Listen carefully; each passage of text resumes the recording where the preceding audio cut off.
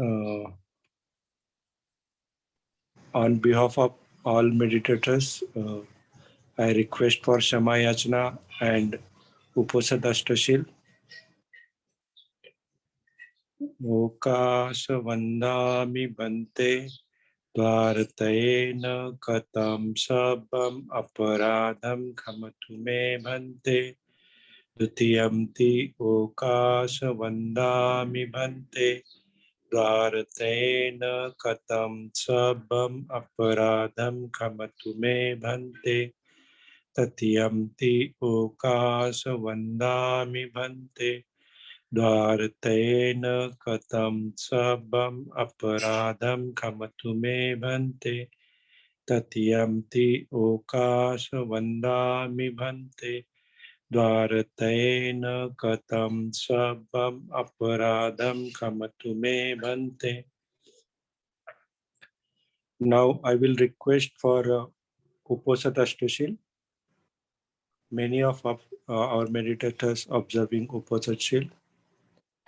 Okasa aham bante ti saranena sa Uposat Ashtashilang dhammang yachami anugahang katva silang detame bante dutiyamti okasa aham bante ti saranena sa Uposat Ashtashilang dhammang yachami Anugahang katva shilang detame bhante tatyamti okasa aham bhante ti saranena sa uposata ashtashilang dhammang yachami anugahang katva shilang detame bhante.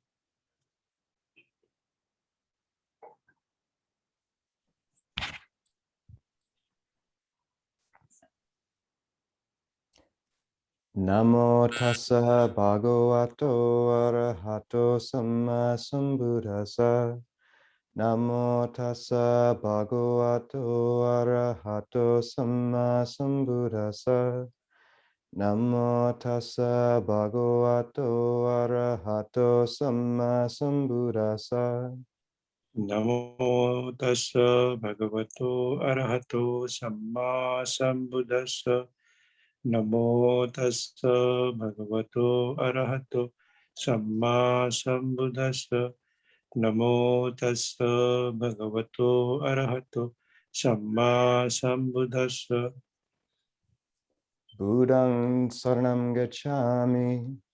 Buddhang saranang gacchami. Dhammang saranam gacchami. Dhammang saranang gacchami. Sanghang saranam gacchami. Sanghang saranang gacchami. Dutiyampi buddhang saranam gacchami.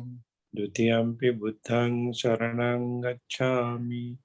Dutiyampi dhammang saranam gacchami.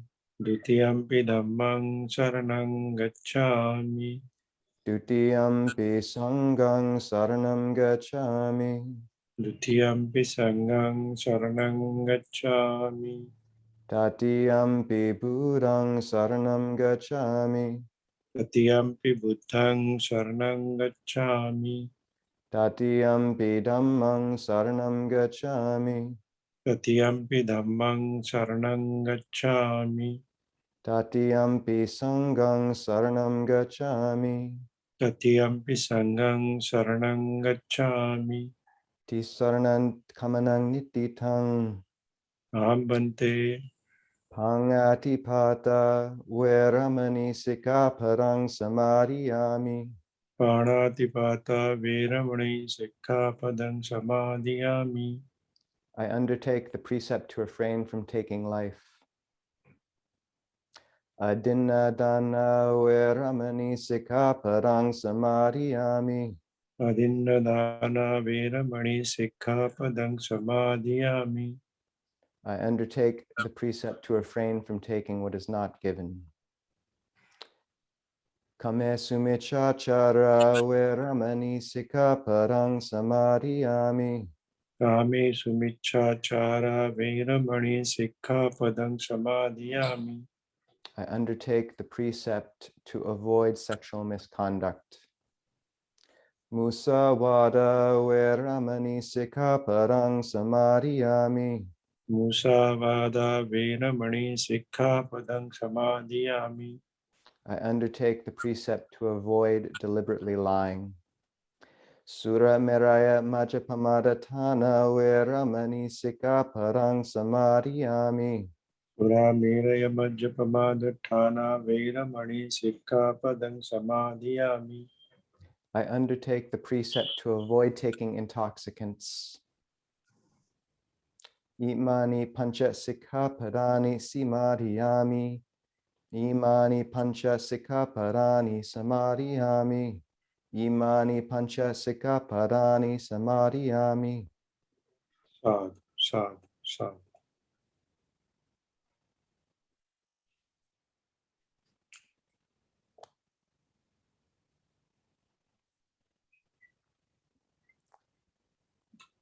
I don't know if I don't know if some are taking. I don't know if some are. Sorry. Formal request for Dhamma Deshna. Brahma cha lokadipati sampati Katanjali andivaram ayachata Santitta satta parakajati ka Dese tu dhammam anukampang ming pajang. Start Bante. I'll begin with a homage to the triple gem.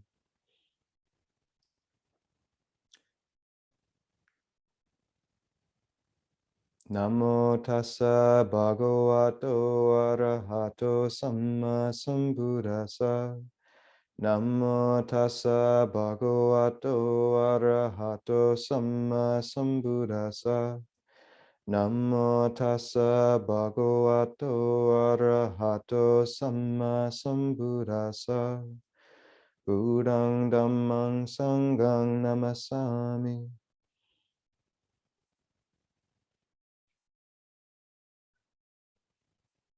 So it's a pleasure to join everyone over in India. I was happy to receive the invitation through a monastic friend of mine who I believe you had the chance to sit with and listen to maybe 2 weeks ago, named Ajahn Kovilo. And Ajahn Kovilo and I are both involved in a project called Clear Mountain Monastery here in Seattle. He is a good friend and also just a wonderful practitioner who I trained with for a time in Abhayagiri and who spent quite a lot of time with Ajahn Jayasaro as well. So I take it as one more blessing of that relationship that he put me in contact with this group and all of a group of practitioners who would be getting up all together at 5 a.m. to sit on a weekday, which is no small thing. I think the talk that I'd like to give today is on the practice of Ānāpānasati, or breath meditation. And this practice is one of the more important instructions found in the canon. The Buddha singled it out as his chief mode of meditation and called it the abode of the Tathagata, which was his epithet for himself. And one issue with breath meditation, as it has been taught in the West, and I believe most likely in India as well, up until modern times, is it's been taught with a problematic degree of simplicity as the simple bringing of awareness to one aspect of the breath or to one location of the breath, such as the tip of the nose. And the instruction usually follows that one should clear one's mind, try to avoid controlling the breath, and follow it.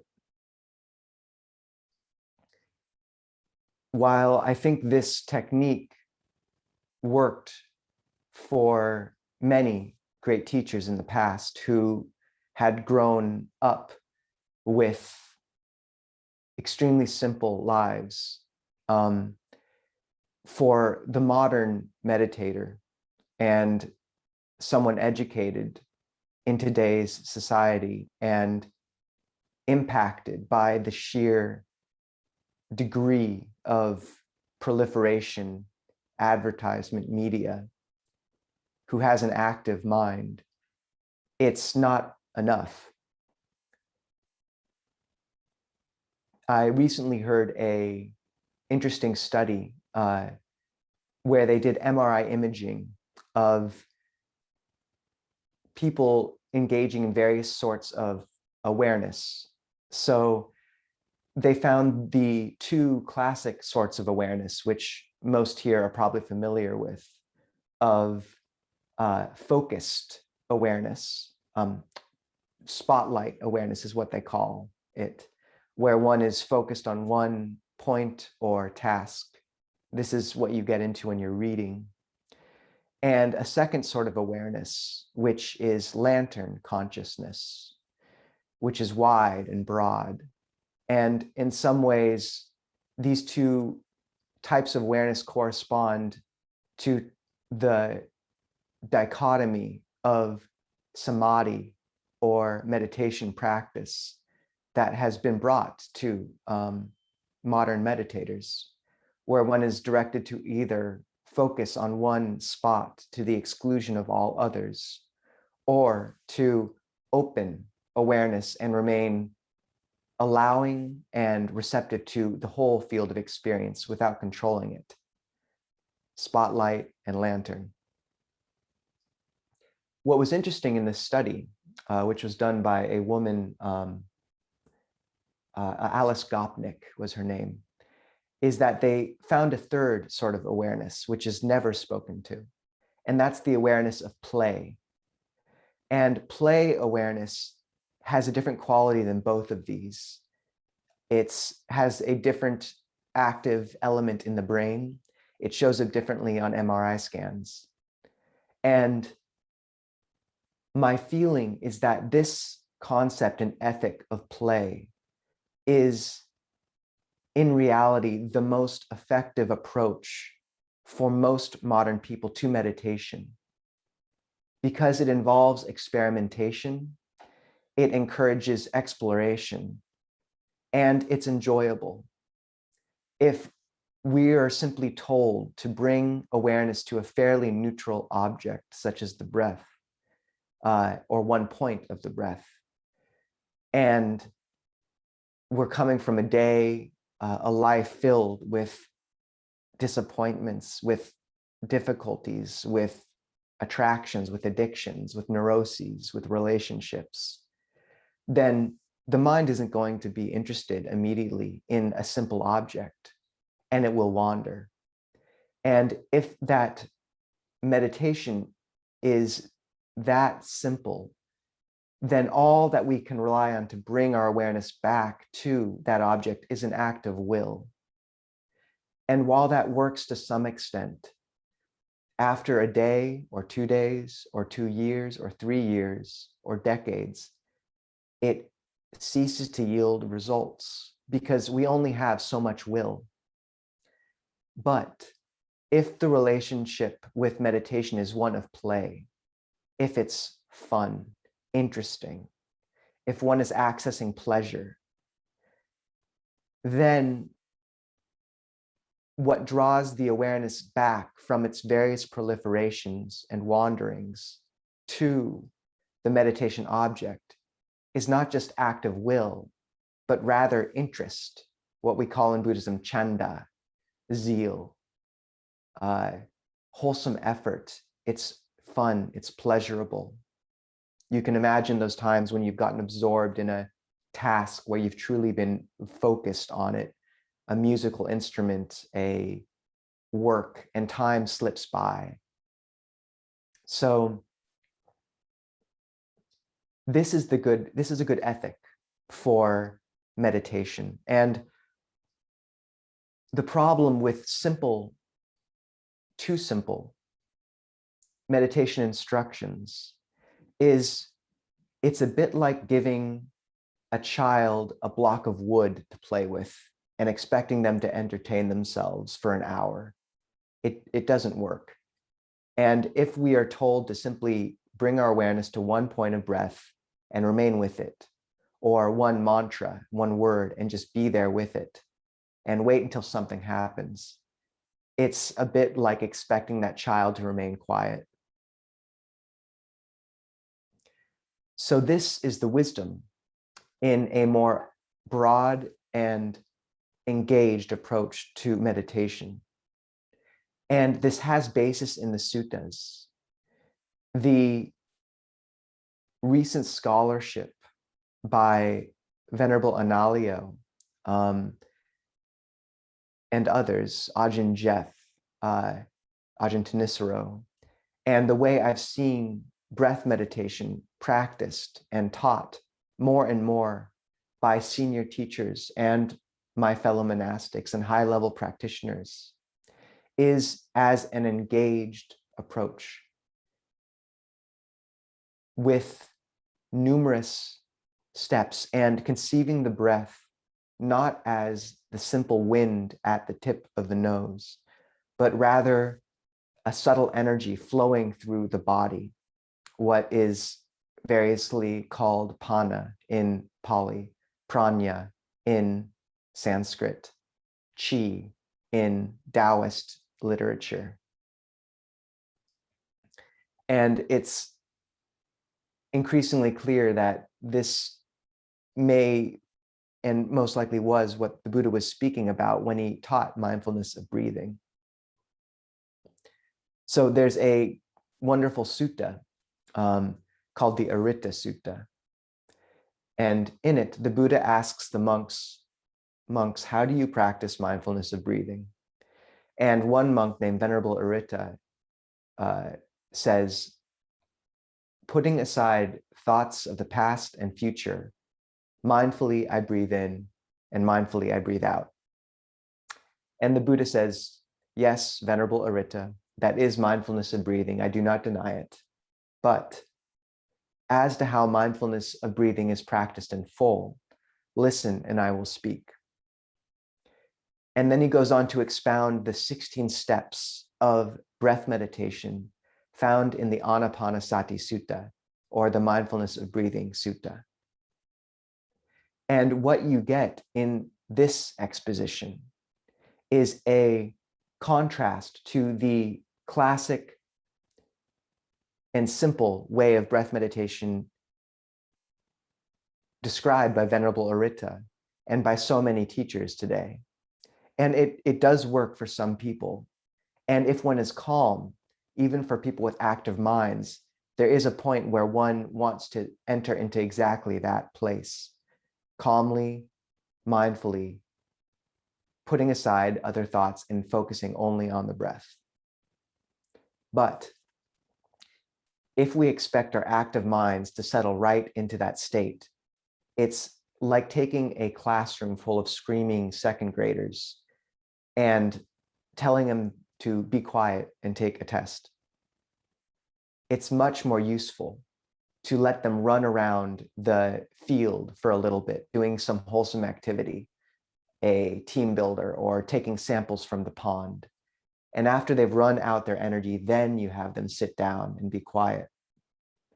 And the robust landscape of breath meditation and of the breath conceived as a subtle energy in the body taught by the Buddha in the Ānāpānasati Sutta, the Mindfulness of Breathing Sutta, is exactly that playground. It is exactly that landscape.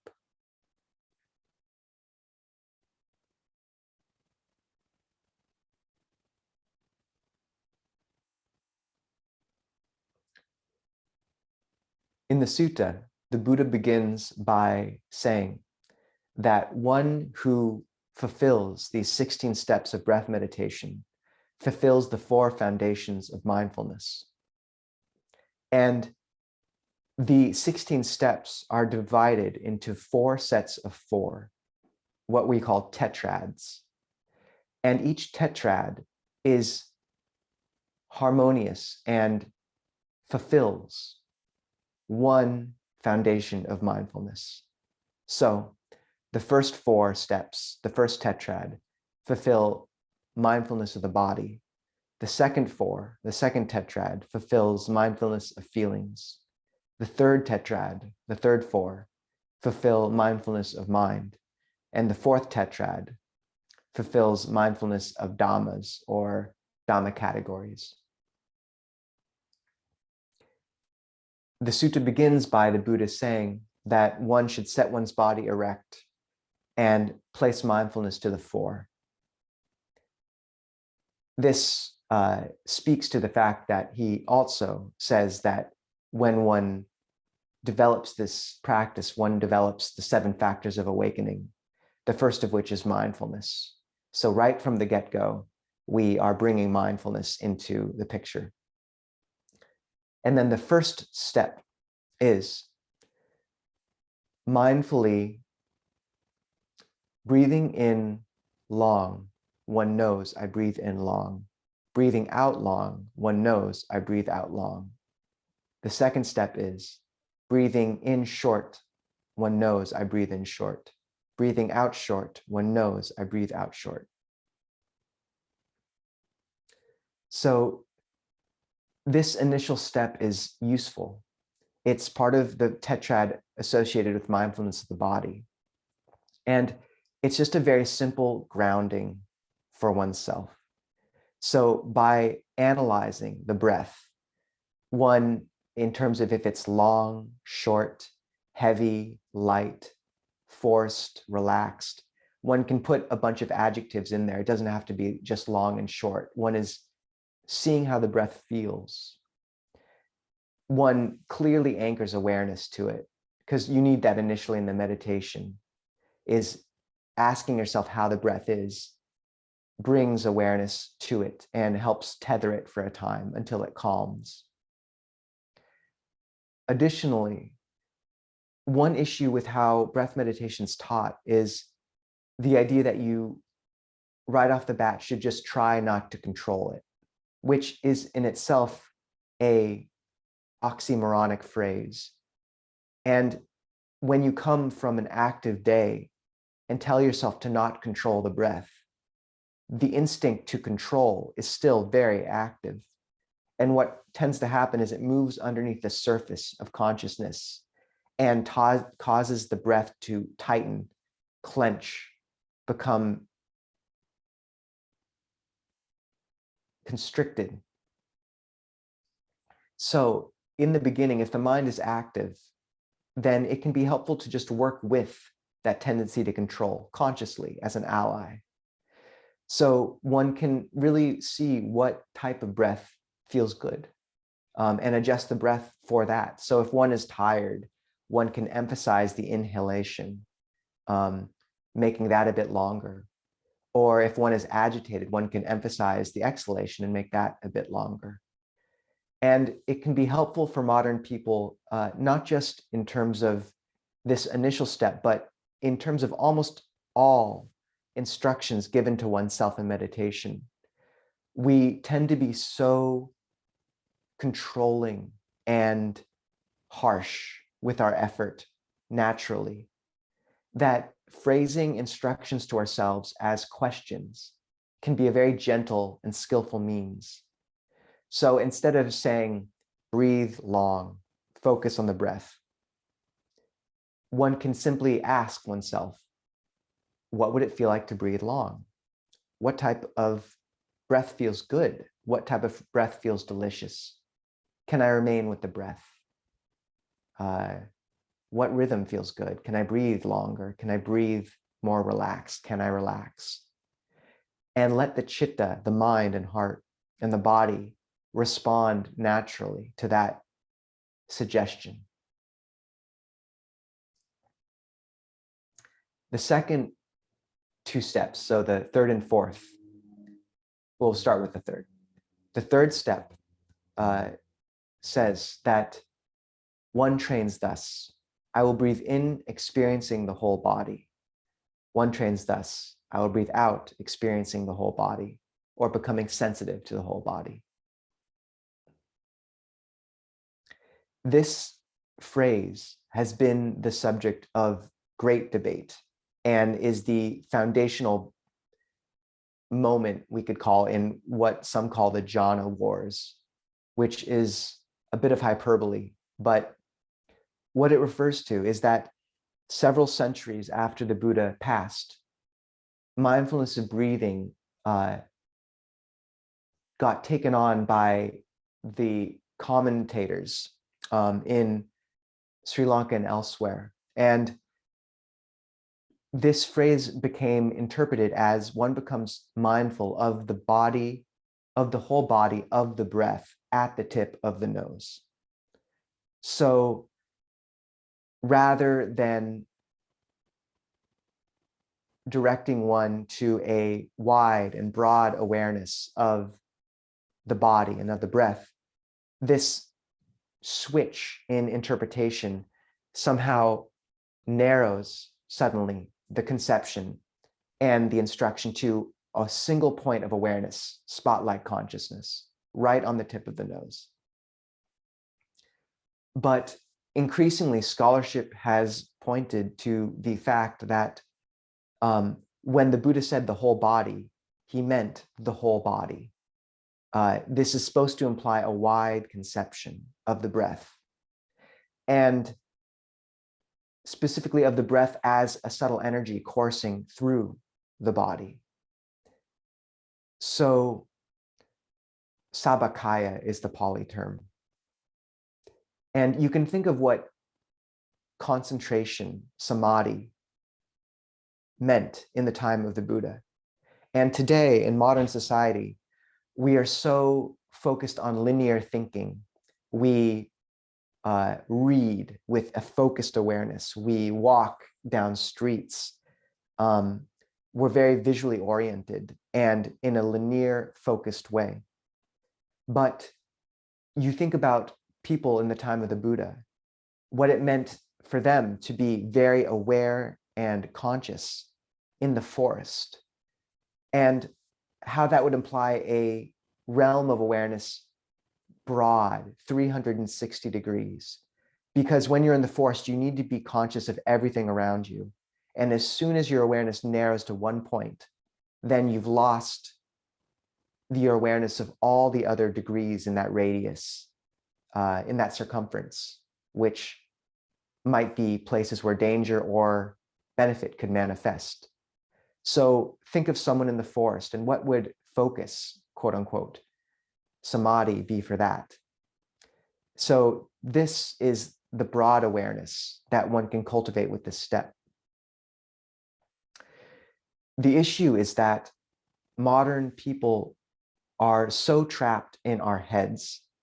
There's a great line from that Ajahn Amaro quotes from The Dubliners by James Joyce, where he says, Mr. Duffy lived a short distance from his body, viewing his mind, his thoughts and actions with vague, suspicious, sidelong glances.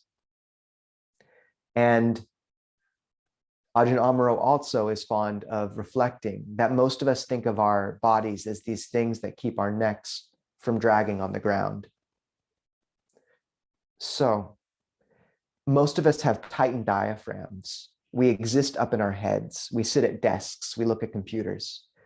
So this stage, this step of reacquainting ourselves with the body, of dropping awareness into the torso, is essential, because without it, we don't have access to not only all the subtle energies and sensations through the body, but also the subtle voice of the Dhamma, of the Chitta, of what Longpo Sumedho terms intuitive awareness, that resides in the heart.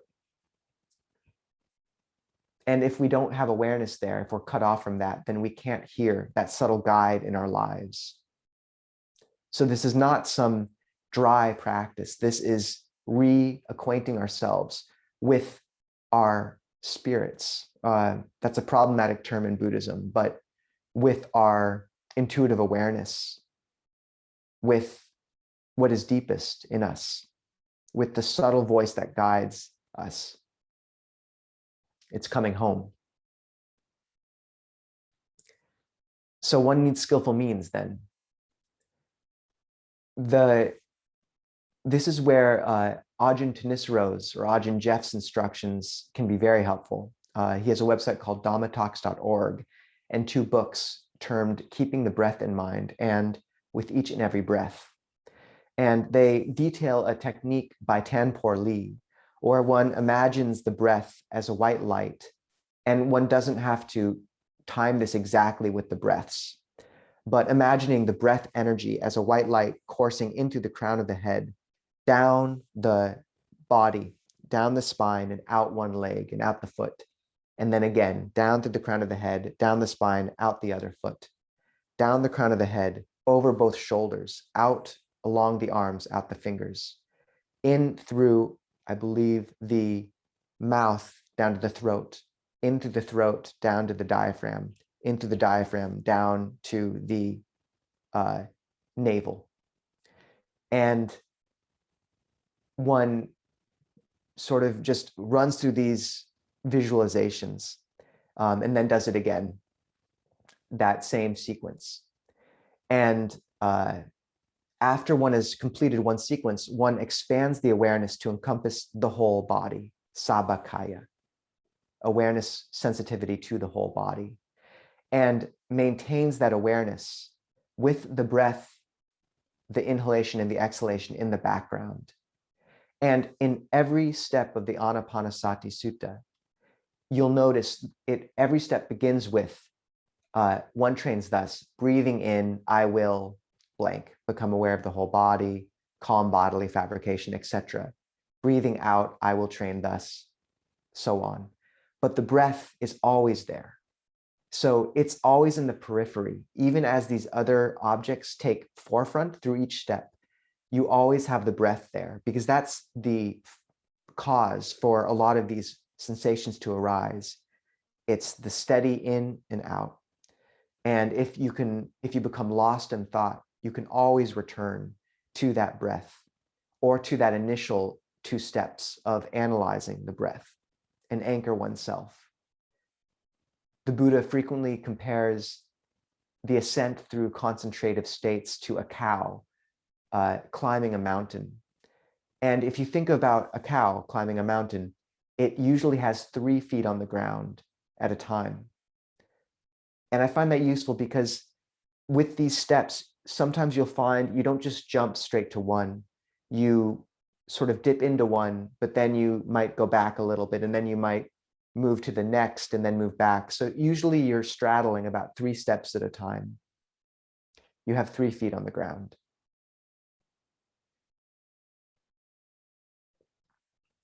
So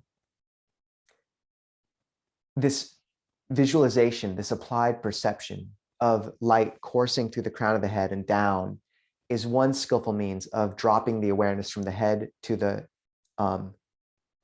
body, the torso initially. It's a very active one. A simpler one, Ajahn Jayasaro teaches, as does Ajahn Sucitto, is dividing the body into 3 chambers. So one chamber is from the neck up to about the head, a sort of bubble. The second chamber is from the neck down to the belly button, navel region, or around the diaphragm. And the third chamber is from the diaphragm down to the tailbone. So one places one's awareness in the upper chamber and just lets awareness sit there as one breathes, sensing sensations, relaxing points of tension around the eyes, the cheekbones, the jaw.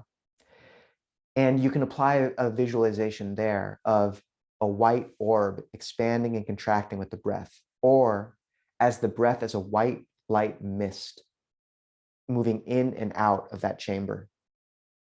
And then when the awareness, you lose interest there and the awareness drops, which it will naturally, you let it drop to the second chamber and you do the same. visualizing, sensing sensations. You can do this very systematically as a body scan. You can place awareness in the center, breathe there for a time, sense any sensations, relax them, move to the left, do the same, move to the right, and do the same. And you'll usually notice one side of the body is numb or less sensitive than the other. And over time, that'll equalize.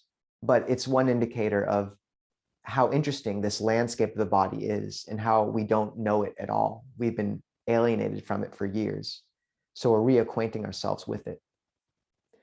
And then when one loses interest there, one drops awareness to that third chamber and rests there for a time. And as with the more active technique of light streaming into the head, when one has completed those three, one expands awareness again and tries to maintain awareness of the whole body. But in each of these cases, when one expands awareness like that, one at the same time allows the center of that expanded awareness to rest on that one point where you feel the breath most prominently. For many, it will be the tip of the nose. For some, it might be the belly. For others, perhaps it's elsewhere. But you allow the awareness to center there, but remain sensitive of the whole field, similar to a spider resting at the center of a web, but sensitive to the whole web. And then if the mind is still active, you repeat the circuit. And or with the Tanpur lead technique, you repeat, coming back to that whole awareness until you feel calm and can stay with that wide, broad awareness.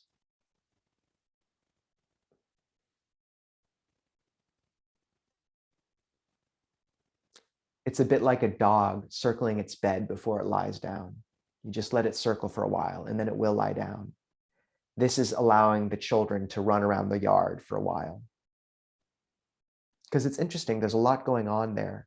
And you can apply these perceptions very effectively. And there's other ones. You can imagine, Ajahn Sucitto recommends imagining a bowl of butter melting down your head, down the neck to draw awareness down. You can imagine breathing through your shoulder blades. You can imagine breathing through your kidneys. You're massaging the breath energy into the whole body. And this step resonates with the image the Buddha gives for the first jhana, which is a bathman or bathman's apprentice. Just as a bathman or bathman's apprentice would knead water into a ball of bath powder so that no part of that ball was unpervaded by that water. Even so, a practitioner pervades this body with the rapture and pleasure born of seclusion until no part of this body is unpervaded. So once again, this image is an obvious motion towards the fact that when the Buddha says the whole body, he's speaking about the whole body and a sense of nourishment moving in. So one uses these applied perceptions as skillful means to bring this breath energy to the whole body and to use the active mind.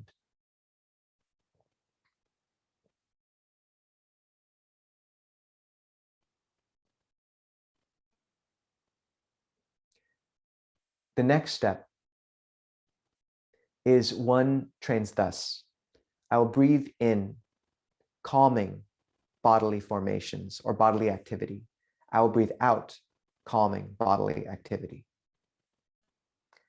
And this can speak to several things. One, and the most basic, is simply that as the mind calms, as one becomes acquainted with the body, then one will feel these knots, these wounds, or just formations in the body, sometimes in the chest, in the diaphragm, a knot of fear, sometimes in the throat. and one can slowly release these, calm them. It also can refer to just the in and out motion of the lungs. And as one develops this broader awareness of the whole body, then you notice you don't have to rely on the lungs to push in and out as much. The breath becomes more subtle. And you'll notice in those first two steps, the short breath is followed by the long breath is followed by the short breath. But it's not a short breath of a shallow, constricted breath. It's a subtler breath. So one can just notice that motion and ask, sort of question if it's even necessary to breathe that much. Allow the body to calm. Allow the bodily activity to calm. This speaks to the fact that Bhante Analayo has spoken of those first two steps of noticing the in and the out breath and the length as a condor flapping its wings. But when one cultivates this broad awareness, it's as if the condor's gliding. It's sort of this broad, stable field. Another skillful means of cultivating this broad awareness of the body is Qigong is very powerful. Yoga as well, exercise. I find cold showers do a lot. Very few people actually take me up on that, but they help a lot. Drop awareness and clarify the breath energy. And in the Buddha's description of the first jhana, and not that this first tetrad will always correspond to the first jhana, but there's resonance in the imagery. He speaks about how it involves Vitakavichara, which is translated as directed thought and evaluation. And that's what we're doing with these applied perceptions. We're applying a perception and then we're listening to how it feels. It's frequently likened to the ringing of a bell and then listening to its resonate. So you apply a perception and see what it does, taste it. And these two elements of Vitakavichara, they're the bathman's hands.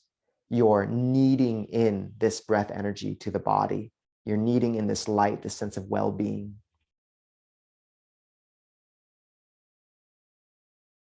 So this is the first tetrad, mindfulness of the body. And the next tetrad begins with the fifth step, which is one trains thus, I will breathe in experiencing rapture. And one trains thus, I'll breathe out experiencing rapture. The term translated, I think, problematically as rapture is piti, P-I-T-I. And this Pali term piti is etymologically related to the word to drink, actually. And I think it's better conceptualized and translated as Ajahn Thanissaro translates it as refreshment. Because what will happen is when one cultivates this broad awareness of the body and clarifies the breath energy, and when the sort of coarse knots begin to relax, especially if one has been doing a bit of Qigong or yoga, you'll notice a flow of energy. And usually it goes up what we call the meridians. So up the spine, over the head, down, or up the front of the body, down the spine, for many people in a circuit. And it's a refreshing energy. It wells up from below, and it feels deeply nourishing. So this step of becoming sensitive to that is a good litmus test for if one is encountering that, is that sense of refreshment. And the image the Buddha gives for the second jhana is resonant with this. He says, just as if there was a lake with no inflows to the north, south, east, or west, but with a cool spring and water welling up from below and occasional showers from above. so that no part of that lake would eventually be unpervaded by that cool water. Even so, a practitioner pervades and suffuses this body with the rapture and pleasure born of concentration, so that no part of that body is unpervaded. So you'll really get this sense is, and frequently this sensation of piti, of refreshment, is compared to a man stumbling through the desert and then drinking, getting his first drink of water, and it'll soak up through you. You'll notice in this image, though, whereas the bathman was very active in how he was kneading the bath powder, and we were applying these perceptions. That was the applied and sustained thought, the two hands, these visualizations. In this image, the water wells up from the lake on its own. There's no need to make it do it. So one maintains this wide awareness with the breath in the background and just notices this.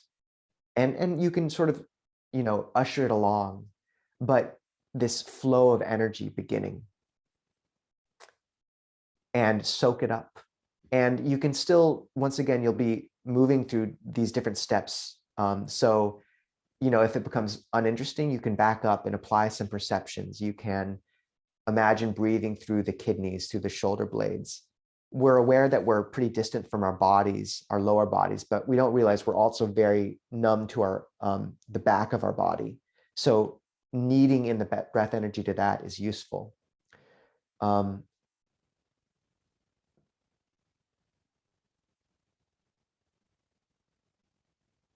And one can also notice different flavors of this rapture, this refreshment. If one has awareness low in the body, it's nourishing, it's robust. Whereas up in the head, it'll be much lighter, brighter. And those of you who are experienced with the chakras, the stations of consciousness as they're known in our tradition, will be familiar with those resonances. And as one meditates, you can expect that whole body of that whole chamber, field of awareness to rise. So whereas initially it might be quite low, in these latter stages where one becomes more and more sensitive and the mind more refined, it will rise up to, say, around here. And sometimes you'll even want to place awareness above the head and notice if the awareness is becoming hot and constricted. Because it may be that you need to conceptualize awareness suddenly as a much broader field than just this body.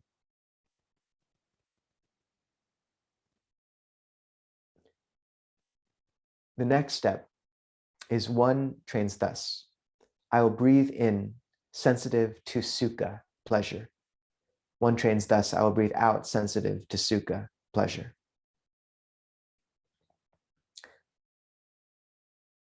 So, after this breath energy has circulated and soaked in, there comes a point where you feel full. And the image the Buddha gives for the third jhana, which once again is not necessarily encountered at this step, but has really useful resonance, is he says that just as if there was a pond of lotuses, with lotuses submerged in the cool water, so that no part of that lotus, from its roots to its tips, would be unpervaded by that cool water.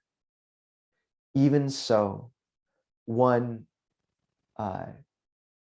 pervades and suffuses this body so that no part of this body is unpervaded by the pleasure, by pleasure. And the salient point in this image is that there's no movement. So in the lake, although we weren't initiating the movement, there still was movement. We still were watching that breath energy, that piti, refreshment, rise and soak in. But sukha is still. Whereas rapture, piti, is a sankhara. It has intention and it's dynamic. Sukha is Vedana, it's feeling, which means it doesn't move, it's still. And this is important in that what will happen or might happen is when one soaks up the rapture for a time, the mind will rest content. And sukha is frequently in this image of rapture, of piti, of refreshment, as a man taking his first sips of water after wandering through the desert. Sukha is compared in the commentaries to his, I think it's after he's been drinking for a while. It's just the sense of coolness as he drinks, but there's not that same hunger. And there's a sense of fullness that one can rest in. This, I think it's similar to how with an electric current, you have an emergent quality of a magnetic field. So with this current of energy running through the body, there emerges a still, bright field of awareness. And this seems for me to be part of this step. This is frequently where that sense of bright, still awareness will manifest. And frequently for people, this is also where the nimitta, the sign, the impression of light manifests. So the visual field will begin to brighten. And one can miss it because if you're looking for, say, an orb or some point of light, it's not always that. Sometimes it's just a brightening of the whole field. And Ajahn Fuang would call this the light of the breath. And one can, in each of these stages, once again, one is sensitive to this main object, but keeping the breath in the background. And one can do the same with that light, is you can focus on it, but have the breath there always in the back. If one has been cultivating what we call the sound of silence, which is a subtle ringing or hissing under the auditory field, Ajahn Amaro has a great booklet on it called Inner Listening, and it's Longpo Sumedho's main object, as it is Ajahn Amaro's. It's a very powerful object, and it pairs very well with the breath. But I've heard some monks refer to it as the auditory equivalent of the perception of light, and frequently it will manifest in this stage as well. So things become still and bright.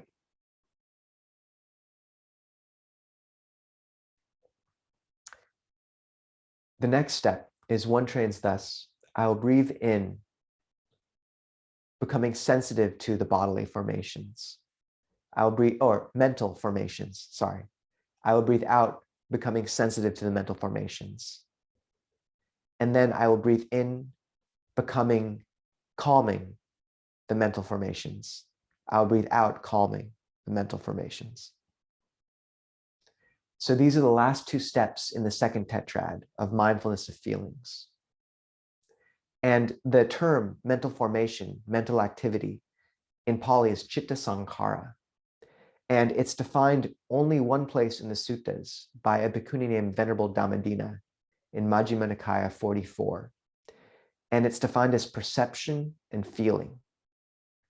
So what I take this to mean is, as the mind becomes bright and still in that sixth step, it's as if you've had a piece of paper with writing and calligraphy scrawled on the front.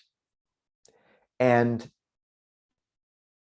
suddenly the paper behind that calligraphy becomes radiant and increasingly bright, such that you find that the marks on the paper, the thoughts, the perceptions, become very coarse, and you can actually let them drop. And this is where you will notice you don't have interest in holding a lot of perceptions in your mind. And even you'll notice sometimes residual perceptions, say of the body that you're holding and have been holding. You'll have to notice that you're holding them and then let them go too. And it can be very disorienting at first. So I find what's helpful here is to really, in these steps up to this, I find that the awareness will alternate between tracking the breath at the tip of the nose in terms of that full body field, very carefully, as it would a silk thread, very continuously and subtly, and expanding and holding the whole body in this bright field of awareness where these sensations of piti, of sukha are manifesting. And ideally, you want those both to be occurring somewhat simultaneously. But for me, what happens is frequently it oscillates. It'll expand and then contract to the point, and then expand and contract until over time they suddenly merge. But once again, the goal is to have that bright, broad field of light or piti or sukha, and the breath there too.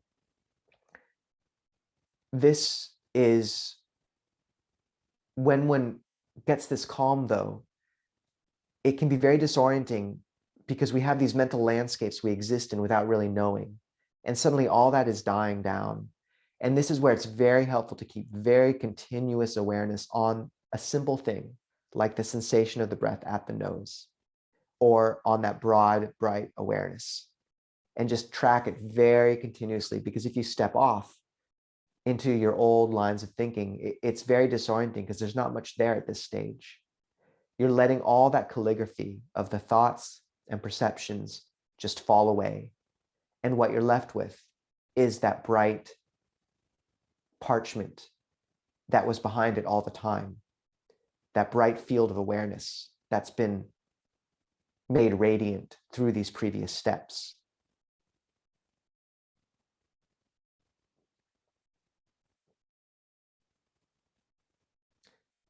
I believe Bhante Analayo compares this step to the previous steps. He compares to the condor becoming invisible, the body slowly becoming translucent. And then somewhere around this step, he says it's as if the whole landscape becomes translucent, invisible.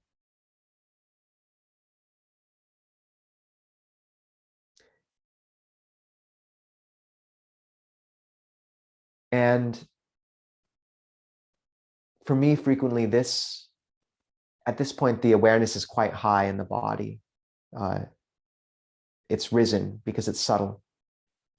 But it leads, and we won't go much farther because there's just not time, but it leads to the third tetrad, which is mindfulness of mind. And this tetrad begins with the steps. Breathing in, I will train thus. Breathing in, I will become sensitive to the mind. Breathing out, I will become sensitive to the mind. Breathing in, I will gladden the mind. Breathing out, I will gladden the mind. Breathing in, I will concentrate the mind. Breathing out, I will concentrate the mind. Breathing in, I will liberate the mind. Breathing out, I will liberate the mind. So for me, becoming accustomed to this bright awareness is becoming sensitive to the mind. But it can be disorienting. And the mind is unwilling infrequently to rest in it in concentration because it's so foreign. But this is where the next step of gladdening the mind, pamodayang, comes in handy, because the mind is so subtle and malleable here that if one drops in some small perception of metta, of loving kindness or light, then it's as if you're dropping a bead of gold dye on that blank canvas, and it spreads and pervades out through the whole canvas very quickly. And similarly, because the canvas has been cleared and cleaned. So this is disorienting, but then just try to bring in a perception of light, of warmth, of love, and see how fast the mind becomes radiant in this state. And then the mind will be perfectly willing to concentrate, to unify, because it's happy, because it feels at home. Longpo Pasno is fond of saying this, that we think that once we have our concentration together, then we'll be happy, but it's the opposite. It's that once we're happy, we can get our concentration. And finally, one liberates the mind, which could refer to everything from the final moment in the path to simply evaluating if one can move on to a different stage of the breath meditation. So that's plenty for now, even though we didn't hit the fourth tetrad. And it's important to recognize that this is not some dry academic practice, despite all the steps. We're coming back to the home of our hearts, what we term the chitta. And so many of us sense that home, that bright awareness, that sensitivity to life and beauty in our younger years. And as we grow old, we lose it. And that's the fall from grace. And not only do we lose that, but we lose our touch with the voice of Dhamma, which can guide us. And also our sense of meaning and purpose.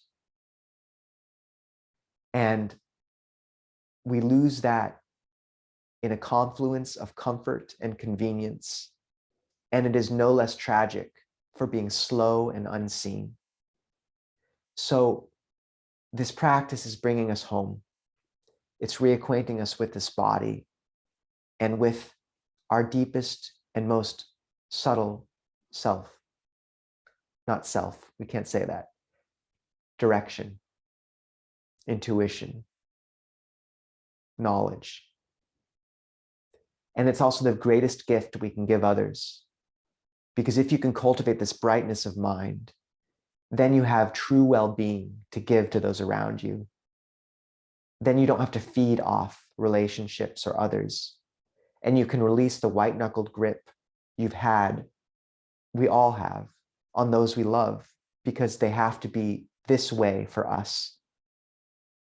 But if we have our own internal source of happiness, then those we love can be what they are, and we can allow them that and give them true love, which is liberative love, rather than controlling love, which is no love whatsoever. And we can turn ourselves into true servants of the world.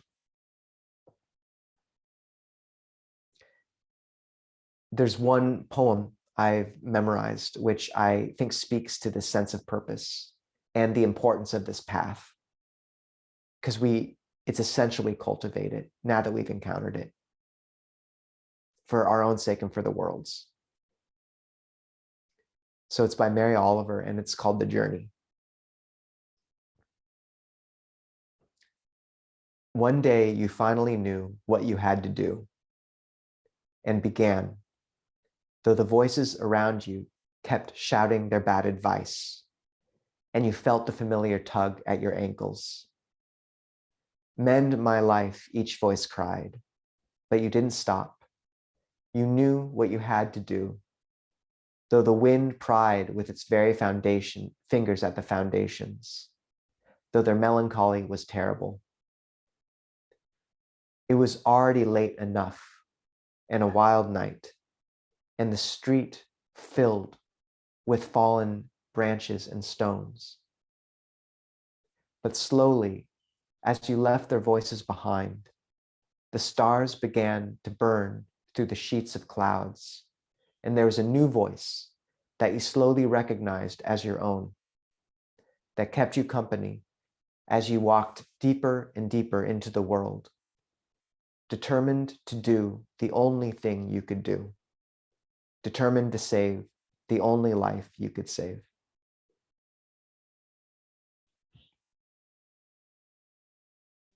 Sadhu, sadhu, sadhu.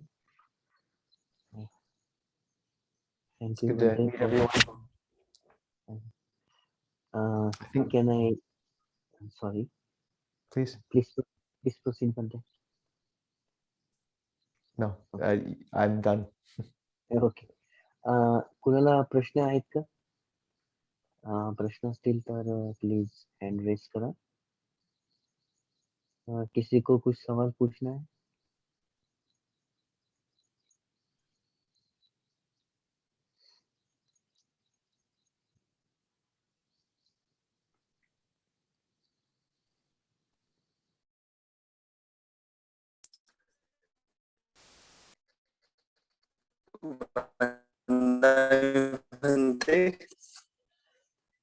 Hello, can you hear me? Hello, Yes. well, okay.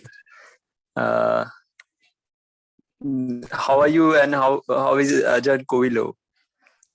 Thank you for asking. I'm good. I am in Seattle right now. So the monastery project we're starting here is called Clear Mountain Monastery.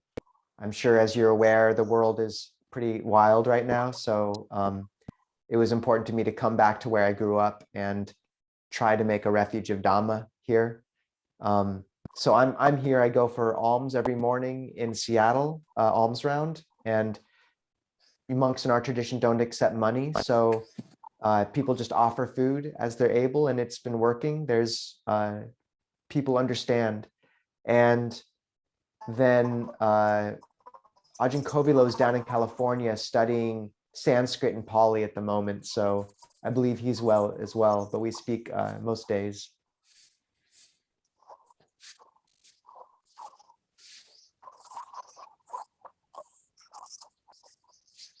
Okay, nation.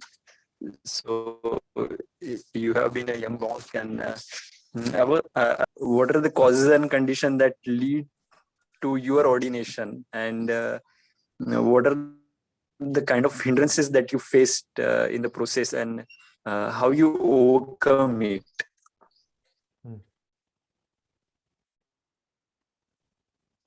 I grew up with my parents were somewhat Buddhist. And when I was 15, I started meditating daily. And it just became the most, I had a vision. I read a book called Siddhartha, and the vision of the Buddha in that book was really moving to me and made me want to practice. And over the next 8 or so years, meditation just became a bigger and bigger part of my life, to the point where by the end of college, I was meditating a lot every day. I find people, 20 minutes a day is important, but eventually if you're getting up to 2 45-minute sessions or so, I mean, it really changes a life quickly.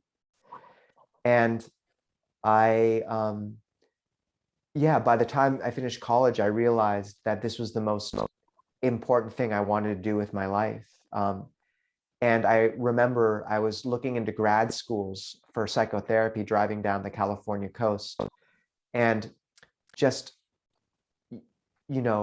distracting myself in every way I could, listening to music, watching movies, everything.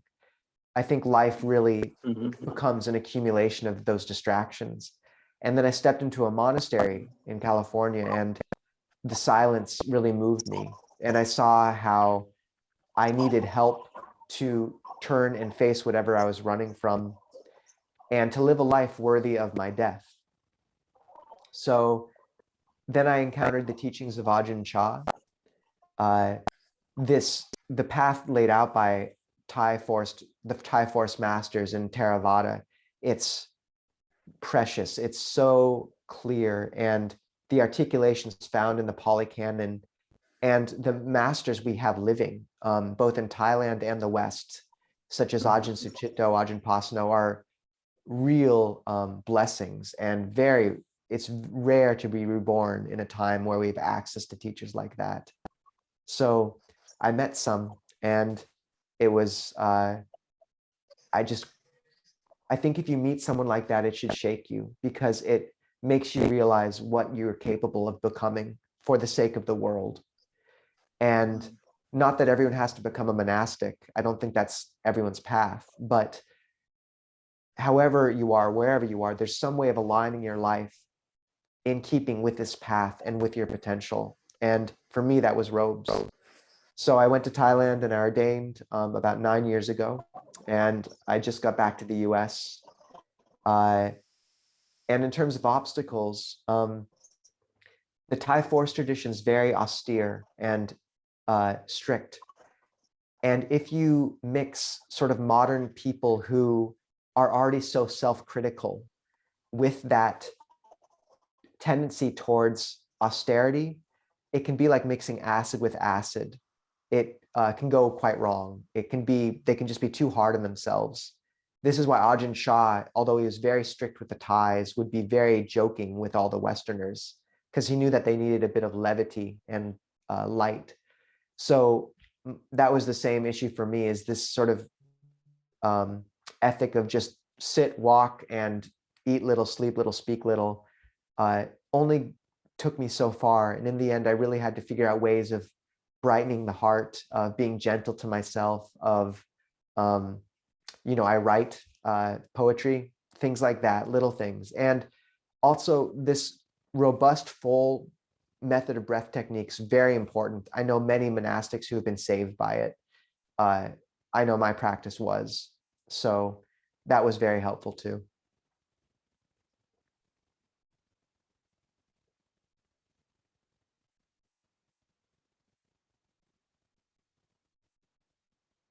Is there another question? अजून काही प्रश्न आहेत का? There's one more question, Bhante. One meditator asked that while Ānāpāna and they got many thoughts, is there any technique to reduce it? Yeah, you're not alone in this one. I think that, there are the standard techniques of, say, bringing the mind back, contemplating the drawbacks of a thought, etc. Those are problematic if only paired with a very simple and uninteresting to you approach to meditation. So if really the meditation practice and instruction is just bring your mind back to one word, a mantra, or to one point, then it's all about an act of will, drawing your mind from that distraction to the meditation object. And the mind, you only have so much will. So the beauty of an engaged and robust and expansive breath technique, like the Buddha teaches in the Ānāpānasati Sutta, is it's interesting and there's real pleasure there. So you're not just relying on will to bring the mind back, but rather it's engaging, like playing with the body, seeing what these visualizations bring out. And then if you start to access this sort of nourishing energy, your mind wants to go to it. It still requires a measure of restraint, but the mind wants to feed. It's hungry. We're naturally seeking pleasure. How could we not? And if the only pleasure it knows when it closes its eyes is a fantasy or a thought, then it will go for that junk food. And even if it knows there's no real nourishment there, it's like a dog gnawing on a blood-smeared bone. So in order for it not to constantly go to that bone, you have to give it something else that's good food. And that's what this breath meditation is about. Give it good, nourishing food. And that will help a lot.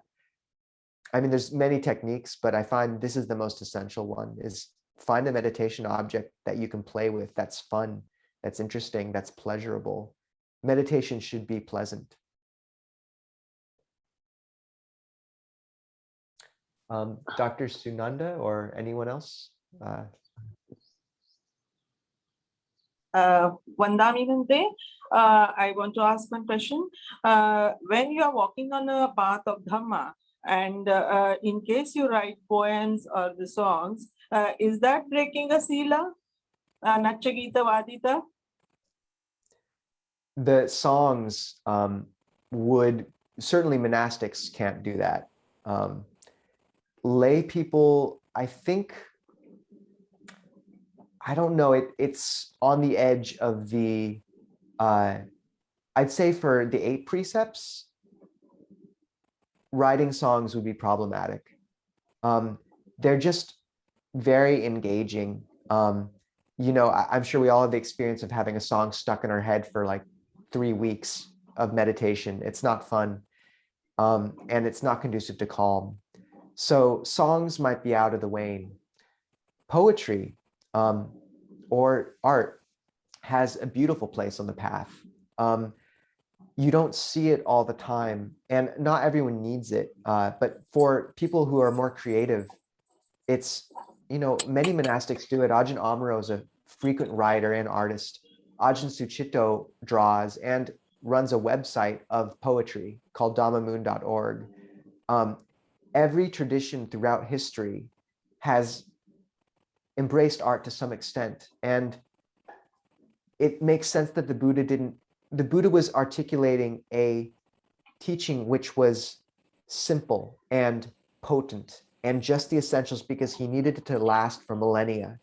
But wherever that seed has been planted, it's given rise to beautiful expressions of the spiritual path. So poetry is allowable, writing a bit is allowable. And sometimes it can be very helpful for people to brighten the mind. I find art can be useful in the service of the 1st and 3rd noble truths. We can ennoble our suffering through art and thereby look at it and metabolize it and face it and understand it. And the 3rd noble truth of peace, we can rejoice through art. And there's a place for rejoicing on this path. It's a bright path. So we should not write the songs, though they are motivating or like giving the positive effect. I think if you're a lay person, on days you're not holding 8 precepts, I would imagine writing songs just fine, especially if they're wholesome songs that help you. Music has a place in people's lives, and sometimes that's what, you know, people will be drawn to. If you're on 8 precepts, then I don't quite know if it would fit in with that. You'd have to speak to a more senior teacher than myself around that. But I'd say you're quite safe with wholesome music if you find it's conducive to your practice. If you're not holding 8 precepts, there's nothing against it in the precepts. That being said, there does come a level of refinement of practice where that will fade. The Buddha has a sutta where he says that in the discipline of the noble ones, singing is wailing, dancing is madness, laughing, showing one's teeth is childishness. So at some level, at some point, you know, there will be a time when that won't be appropriate. Say you're on retreat. It's a quite a stimulus and you're trying to refine the mind. But in daily life, it can be helpful, I imagine. Thank you. Thank you. Sir. Yeah.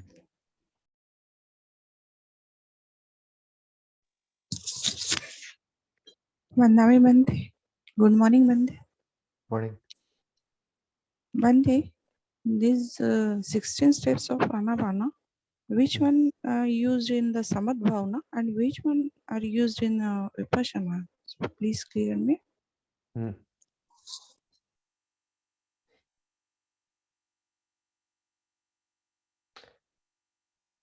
The distinction is problematic, and it's useful at times. So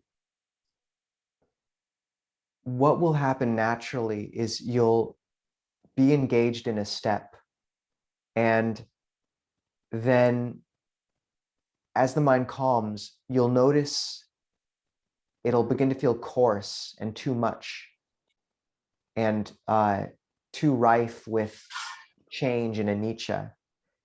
And And so your mind will sort of let go of it and move to the next higher, more refined step, which is generally more stable, brighter.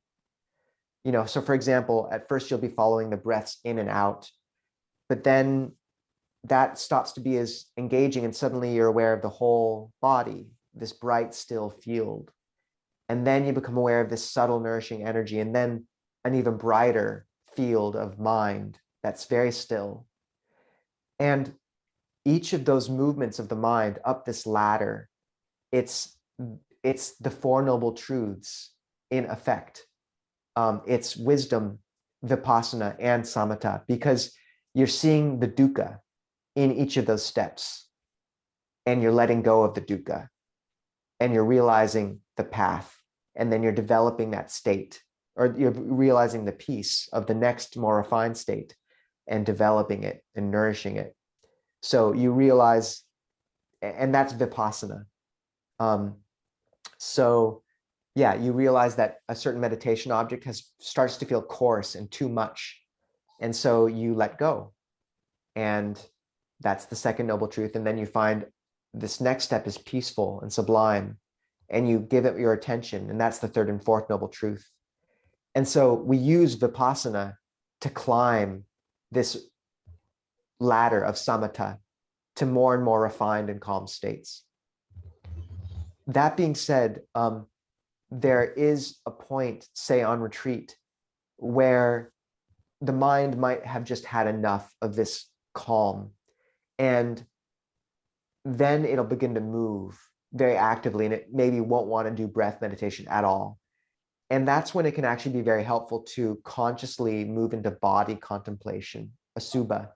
And that's very clearly a vipassana technique. So all to say that the dichotomy isn't, they're both at play in the Ānāpānasati Sutta, to the point where that dichotomy falls away a bit. And it is a useful dichotomy in a broader sense, because sometimes you want to put down mindfulness of breathing, which is at some level a samatha technique, and sometimes step into body contemplation. At least that's what the Thai masters would advise, I think. Thank you, Bante. Thank you so much. Nandami Bante. Is it okay to take one more question, Bante? Yeah, it's fine. Okay. Bante, Qigong, is it really helpful for meditation? Any experience? Qigong? Can you? Yeah, Qigong. Yeah, yes. I think, we're so alienated from our bodies as modern people, at least many are. It is very helpful to have expedient means to drop the awareness into the body.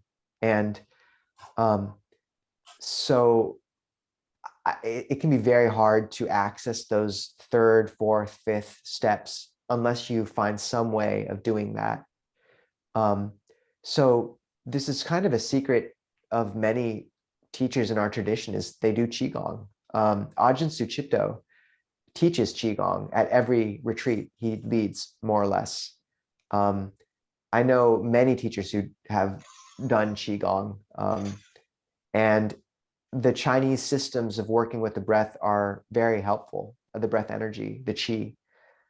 I wouldn't take it too far, we just do it for the sake of becoming sensitive to these energies and clarifying them and releasing some of the knots and opening this flow. There's a great book called The Way of Energy. The Way of Energy. It's from the 1980s. And many, many monastics I know have used that book. It just speaks about five very simple standing poses, which are very easy to do. And they are very helpful. But I think yoga can help as well, and exercise. And to be honest, cold water really helps.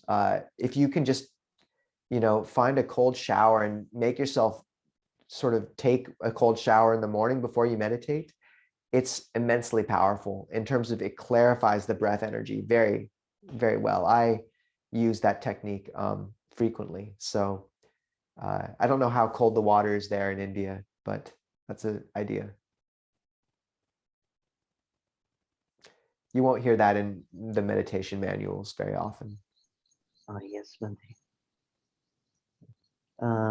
Now, no questions, Bante. And thank you very much for this very wise and very knowledgeable Dhamma talk.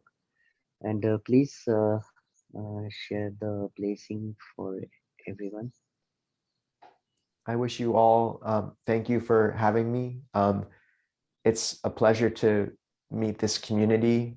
I know we're all distanced, and the world is going through so much upheaval, and yet it's a real strength to know that the Dhamma family and that sort of community of practitioners stretches throughout the world, and we have such resources that so many others don't, in terms of the Dhamma. So I wish you all the best, all of you, and good luck on this path.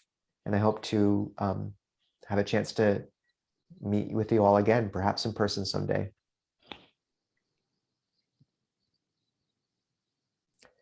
Sabe tio iwachantu sabarogo vinasadu. Mate boat wantarayo sukitika yukoboa. Abhiwadana sili sanichang Buddha pachahino. Jataro dhamma vadanti. Ayuwano sukhang. Balang boatu sabha mangalang. Rakantu sabha devata. Sabha Buddha nubhawena saraswati bhavantude. Bhavatu sabha mangalang rakantu sabha devata. Sabha dhamma nubhawena saraswati bhavantude. Bhavatu sabha mangalang rakantu sabha devata. Sabha sangha nubhawena saraswati bhavantude. May there be every good blessing. May the angels always protect you. By the power of the Buddha, may you always be well. May there be every good blessing. May the angels always protect you. By the power of the Dhamma, may you always be well. May there be every good blessing. May the angels always protect you. By the power of the Sangha, may you always be well. Sadhu, sadhu, sadhu. Thank you, Bante. Okay, it's a pleasure.